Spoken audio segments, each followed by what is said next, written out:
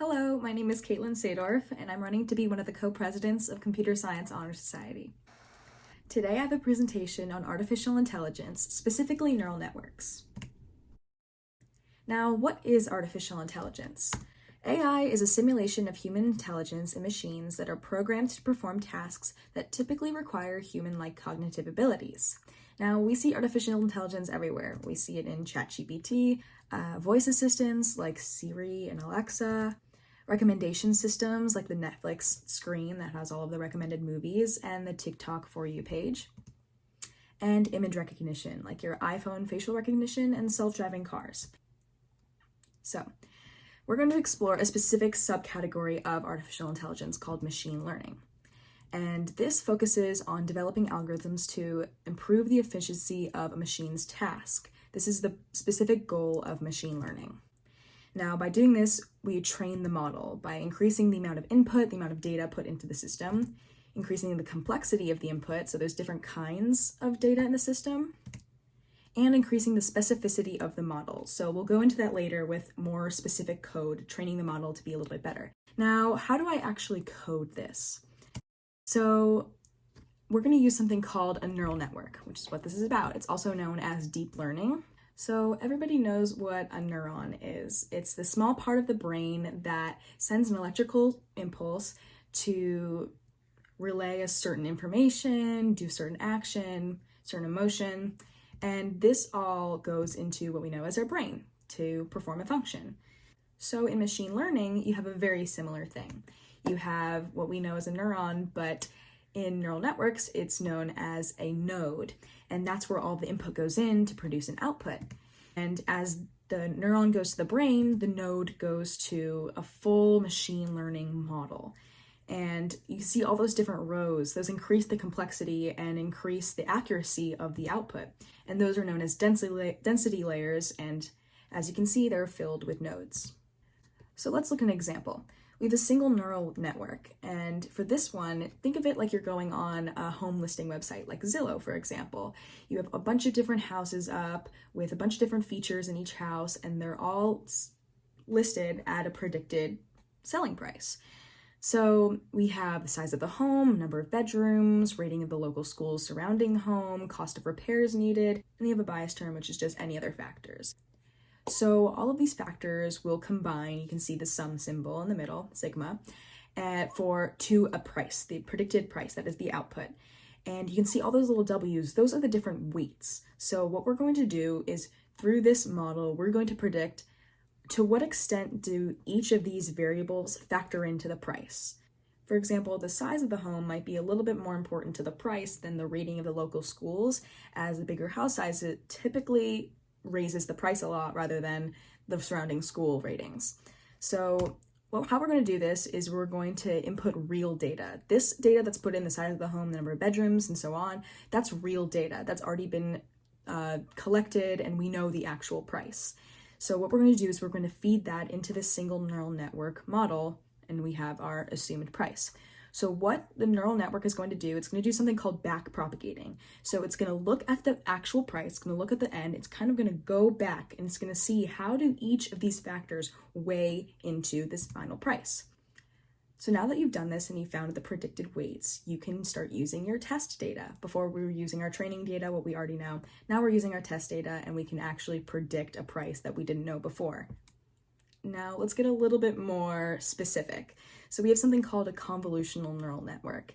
And the difference between convolutional neural networks and simple neural networks is they provide a little bit more structure.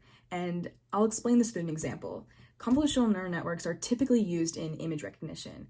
And you can see that as they observe each pixel in the image and then combine them into groups known as features in order to identify that image. So this can be seen in this example right here. You have the pixel layers, which essentially look at the small little details of the tiger image, and then they combine it together to make actual feature layers. So you can see those little lines make an eyeball, they make a nose, they make a mouth.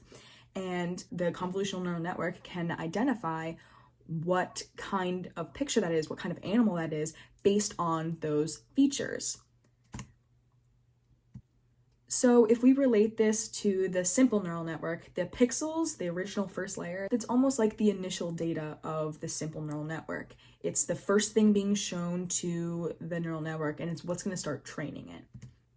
And then we have the backpropagation. So this is going to find to what extent are those features important in identifying that image. As we saw, what variables, to what extent do they factor into the home price?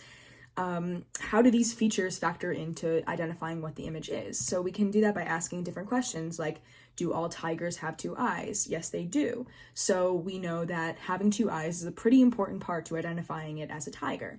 Now we have another question of, do all tigers have stripes? This is a pretty bad question, but like, for example, young baby tigers, they don't have stripes. So that wouldn't be as important in identifying that it's a tiger because not all tigers have stripes. It wouldn't have as big of a weight. So now let's look at a real application of a convolutional neural network. Let's look at image recognition. This is actually an algorithm that I wrote with a group of people in a program. It's written in Python, and we're going to be using the CIFAR10 dataset. Now, first thing we do when we're about to write code is we're going to look at what the dataset is. Who collected it? Alex Krzyzewski, Vinod Nair, and Geoffrey Hinton of the Canadian Institute of Advanced Research. It was collected in 2009. The data is full of images from 10 different classes, like frogs, birds, cats, ships. And there's 6,000 images with 32 by 32 pixels, and they're colors. So there's a lot of features to be deducted here. The next step is to perform an exploratory data analysis. So we're just going to look at what the data set looks like. We're going to look at the size of it. Here's a little bit of code that we did. We're going to plot random sets of the images just to see how the classes vary. And then we're going to start doing our baseline models. So first we have the first baseline model in which we used a basic neural network, what we learned before, the very first thing, 5 density layers, and there's a couple other things that I could go in depth, but we'd be here all day.